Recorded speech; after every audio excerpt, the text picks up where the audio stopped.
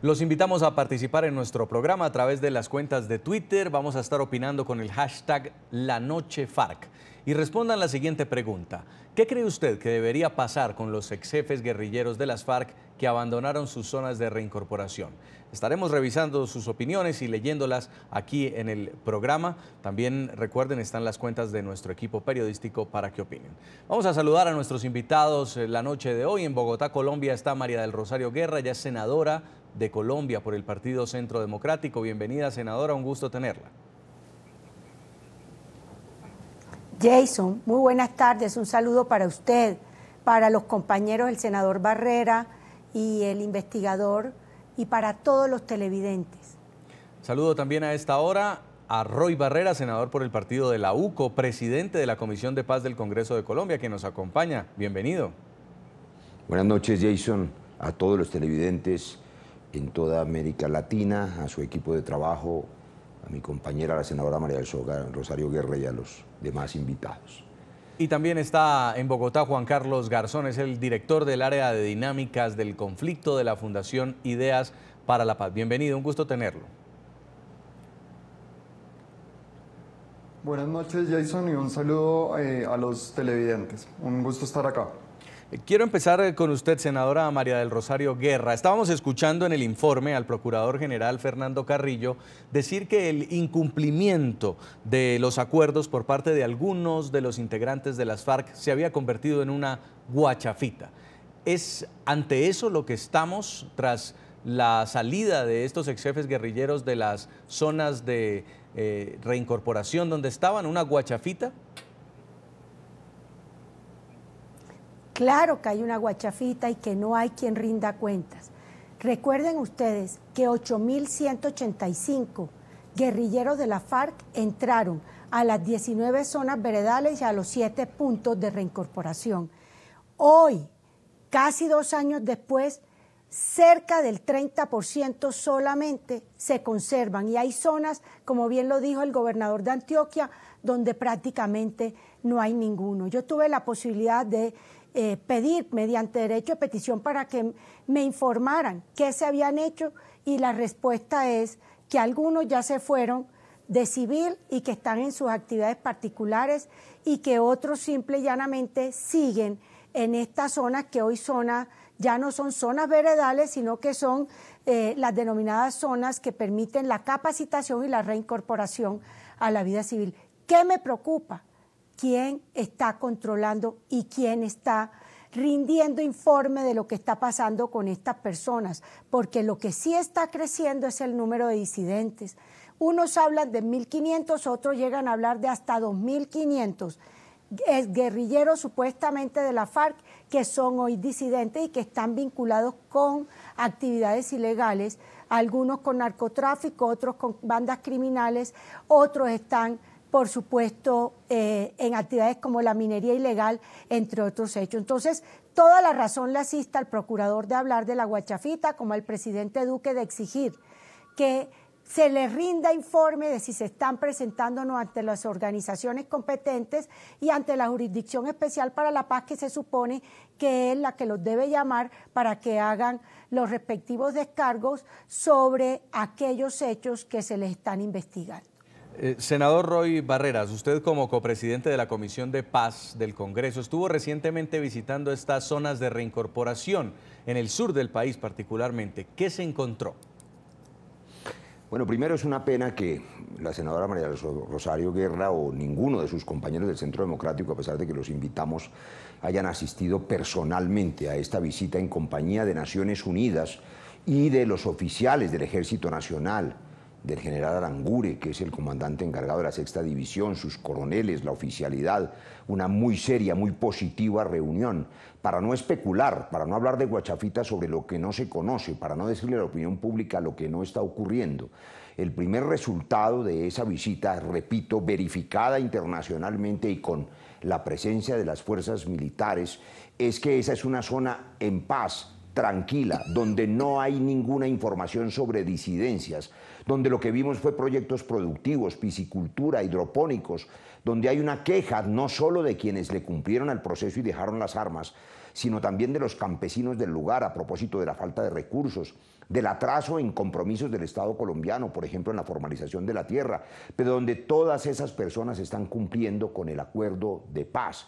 Es fácil hablar desde la comodidad de Bogotá sin desplazarse a conocer lo que está ocurriendo.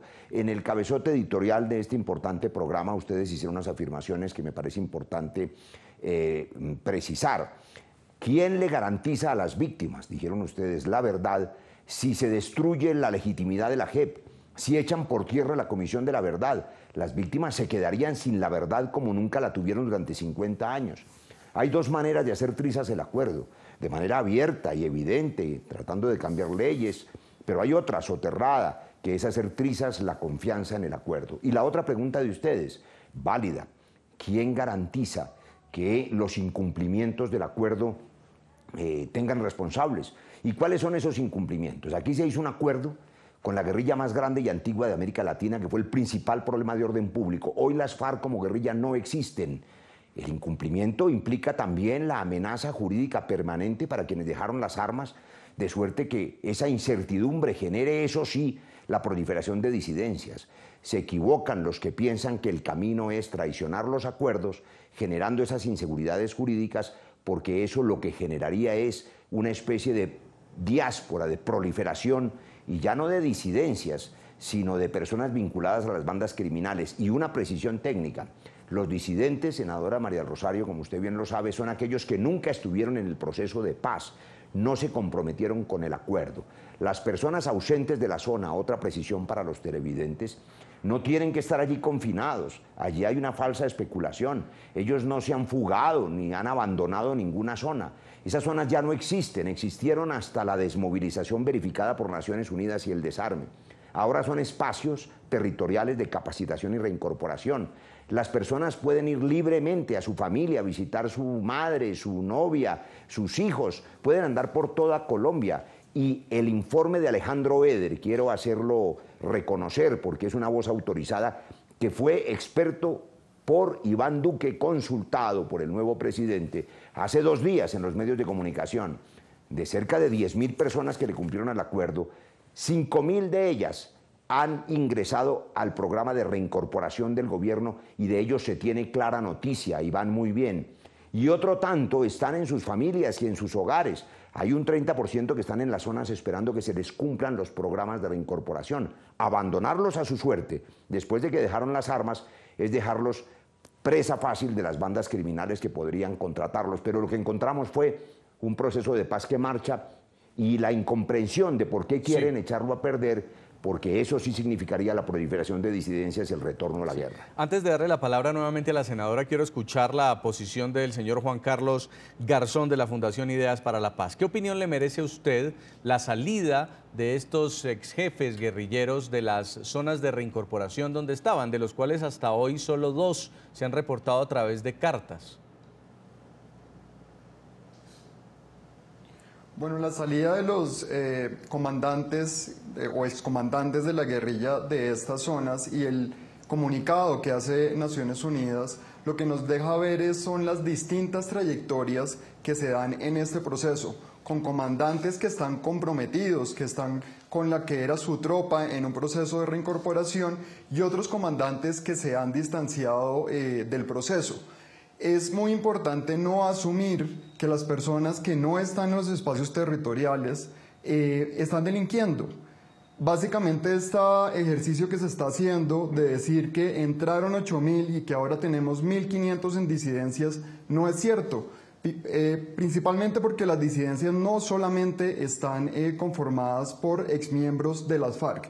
Entonces hay que ser muy cuidadosos en no suponer que las personas que no están en los espacios territoriales o que estos comandantes que digamos no están ubicados aún automáticamente están delinquiendo. Hay varias trayectorias, hay gente que se ha ido por la ruta individual, hay gente excombatientes que están en las zonas, en los nuevos asentamientos, hay gente que sigue en los espacios territoriales. Entonces esto es un asunto mucho más complejo que una fuga masiva de excombatientes yéndose a delinquir, lo cual es una figura que tiene algo de cierto, pero para atender este problema tenemos que comprenderlo y limitarlo a sus justas proporciones.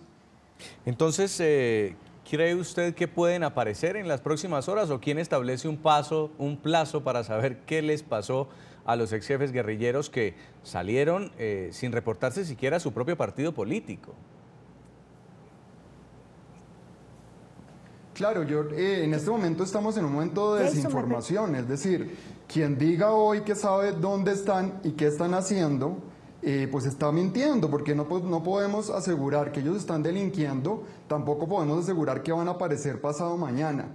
Y me parece que esto lo tenemos que poner en un contexto de incertidumbre con el cambio de gobierno, en un contexto de incertidumbre sobre sus propias actuaciones, y es en ese espacio, en esas condiciones en las cuales se produce esto. Esto no se produce de un momento a otro. Recordemos que estos rumores empiezan a ver desde el caso de Santrich, donde hay comandantes que tienen una incertidumbre en la situación jurídica, que algunos de ellos temen que caigan procesos sobre ellos. Entonces yo creo que aquí hay que no dar lugar a la especulación, sino ser muy claros en donde hoy lo que sabemos es que no tenemos información de unos comandantes. Las afirmaciones, especulaciones que construyamos a partir de eso, pues ya creo que expresan la posición de cada uno de los sectores frente al proceso. Sí. ¿Qué piensa usted, senadora? Bueno, déjeme primero dejar un contexto.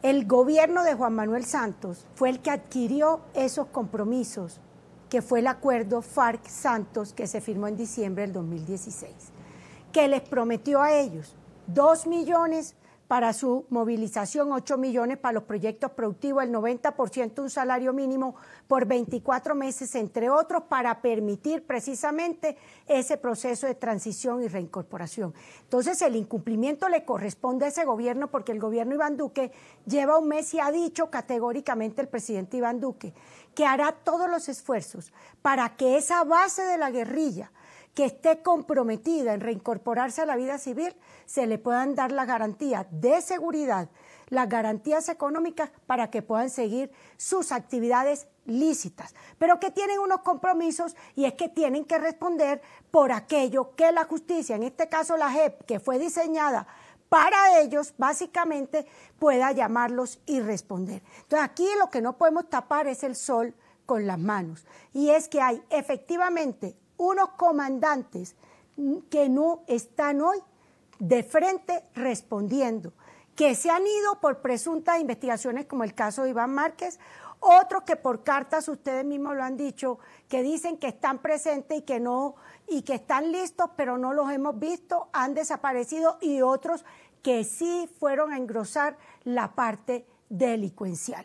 Esto donde está documentado en los informes que han entregado no solo Naciones Unidas, sino las agencias del gobierno y que están responsables de estos temas, y en respuesta mediante derecho de petición. ¿Qué es lo que quiero como ciudadana y como congresista?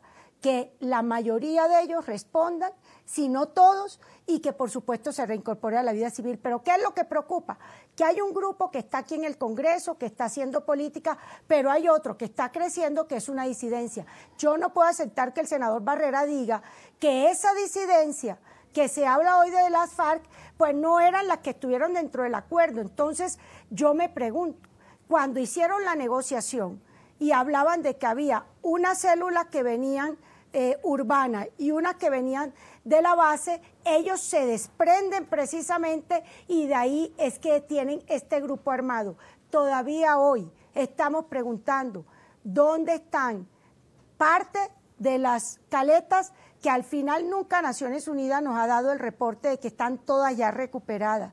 Segundo, la totalidad de los niños que no se entregaron. O sea, hay unas variables que quedaron todavía con interrogantes. Sí. Y tercero, el gobierno del presidente Juan Manuel Santos estimó en 129 billones de pesos durante 12 años el costo de este proceso. Sí. El solo año 2017 fue cerca de 1.8 billones de pesos que se asignaron. La pregunta es, entonces, ¿esos recursos dónde están cuando vimos unos escándalos del Fondo de Paz y con unos recursos externos y unos recursos nacionales. Esos son los interrogantes. Entonces, no es solo ante la justicia, JEP, no solo víctimas, sino también los recursos donde andan. Senador Barreras, le doy la palabra.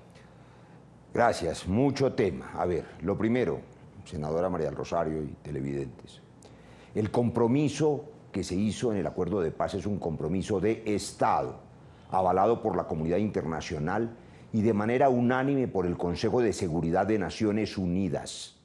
Lo segundo, yo la invito, en verdad. Pero no por los colombianos que votó, no el plebiscito. Perdón, yo no la interrumpí y es difícil en un monólogo. Permítame darle mis puntos de vista a los televidentes. Creo que el Partido Centro Democrático no es consciente todavía de que ganó las elecciones y es partido de gobierno, y siguen comportándose como un partido opositor que durante 4 años intentó sabotear la paz. Es responsabilidad del Partido Centro Democrático ahora aclimatar la paz para bien del gobierno del presidente Iván Duque. Echarla a perder es condenar este joven gobierno a un pantano de violencia y de incertidumbres que no le sirve a Colombia. El compromiso es del Estado y debe cumplirse, por supuesto, pero también es cierto que parte del incumplimiento de esos acuerdos es generar este tipo de desconfianzas con informaciones que no solo no son precisas, sino que son falaces. La inmensa mayoría de las personas que dejaron las armas en esa verificación de Naciones Unidas le han cumplido al proceso. Es cierto lo que dice el experto de Ideas para la Paz, no hay disidentes entre quienes firmaron el acuerdo. Los disidentes son los que no firmaron el acuerdo. No hay un solo nombre de quien haya firmado el acuerdo que hoy pueda decirse que está en la delincuencia. Eso no significa que no hayan cometido un error enorme que empeora la desconfianza al no estar frente a las zonas y frente a la capacitación. Nosotros como Comisión de Paz le exigimos a esas personas que le den la cara a los colombianos para reafirmar su compromiso con el proceso y no alimentar más las especulaciones que le hacen daño a la paz. Pero además, esas cifras de 120 billones, de 1.2 billones y mucho más, son necesarias no para los señores de las FARC, sino para el campo colombiano, para la Colombia abandonada y olvidada, programas de formalización de la tierra, del catastro multipropósito. Hay 8 millones de colombianos que no tienen siquiera certeza del metro cuadrado que están pisando. Las vías terciarias, las vías de comunicación, la vía transversal de la Orinoquía que necesita comunicar esas zonas. Ese es el presupuesto del que estamos hablando. La suerte de Colombia depende de que pasemos la hoja. Lo ha dicho Iván Duque, senadora María del Rosario, y yo le creo. Y yo creo que tiene la mejor intención. Pasar esta discusión de cuando ustedes hacían oposición y entender que lo mejor para Colombia es cumplir con el acuerdo, implementar la paz, desarrollar el campo, garantizar los derechos de las víctimas y no seguir en la tarea que ya es inútil de decir que el acuerdo es un acuerdo de farsantos. Eso no le sirve al gobierno del presidente Iván Duque. Se han ahorrado 3.000 vidas al año. Son los soldados y policías los que morían. Y una precisión, la JEP no se hizo para las FARC, también se hizo para las fuerzas militares. También se hizo sobre todo para que las víctimas conozcan la verdad que nunca conocieron en 50 años, pero no para vengarse de nadie. Senador. La suerte de Colombia no depende de 5 o 6 personas, depende de que no echemos atrás la paz, porque una proliferación de disidencias estimulada por discursos vengativos o por discursos de inseguridad jurídica sí mandarían un mensaje terrible, y es que dejan las armas y después van por ellos para extraditarlos. Eso sería incumplir los acuerdos. Senador, garanticemos los acuerdos. Pero para estar claro, la salida de, por ejemplo, un jefe negociador como Iván Márquez de estas zonas y que hasta hoy no se sepa de su paradero, ¿no significa un incumplimiento a los acuerdos de paz? No significa un incumplimiento, significa un error político enorme, porque genera estas especulaciones y esas incertidumbres. El señor puede irse para su casa si quiere, pero comete un error enorme porque él, sobre todo quien fuera el jefe negociador, tiene que estar al frente del proceso garantizando que la implementación sea eficaz, así como el gobierno, no importa quién lo presida. En buena hora Iván Duque ha dicho que va a cumplir con esa implementación. Esa falsa diferenciación que es perversa en decir que a las bases les van a cumplir pero las abandonan y que a quienes fueron sus jefes los van a perseguir es un mensaje terrible. Ninguna organización en el mundo que haya estado alzada en armas en la historia del mundo entrega las armas para que luego le traicionen el acuerdo y los metan a la cárcel, y mucho menos los extraditen por una petición de una agencia internacional que es la DEA. es que hay que entender que la inseguridad jurídica genera estas circunstancias. Es el gobierno del presidente Iván Duque el único que puede garantizarle tranquilidad y seguridad jurídica a quienes dejaron las armas. Y pasemos esta página y dediquémonos a construir una Colombia en paz y tranquila. Hay otros actores violentos, las bandas de narcotráfico. Ese ha sido su discurso, senador Roy, durante estos años. Eso ha sido su discurso, senador Roy, durante estos años, y aquí no hay ningún discurso vengativo. Aquí lo que hay es un discurso de decirle a la guerrilla de la FARC que firmaron un acuerdo que no solo el gobierno debe cumplir para que se reincorpore, sino ellos también. Lo de Márquez está ligado con lo de Santrich a un acto de narcotráfico, senador, que es un acto hoy penalizado, que como consecuencia del acuerdo ni siquiera la no Fiscalía. se podían extraditar. Pero lo que tenemos que evitar es que sigan delinquiendo algunos y que la justicia opere para que se frene.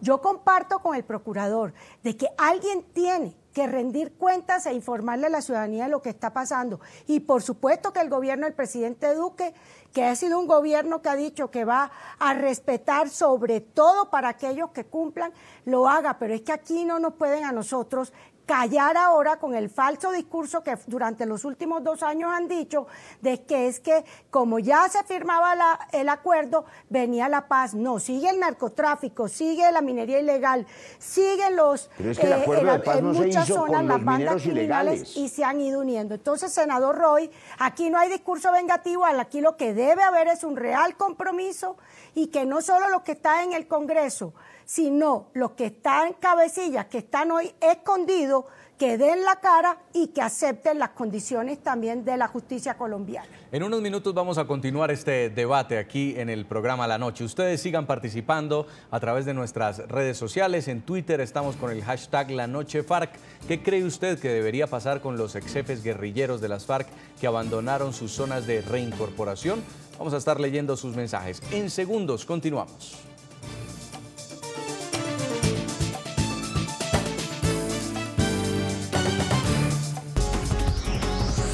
Ya regresamos con La Noche.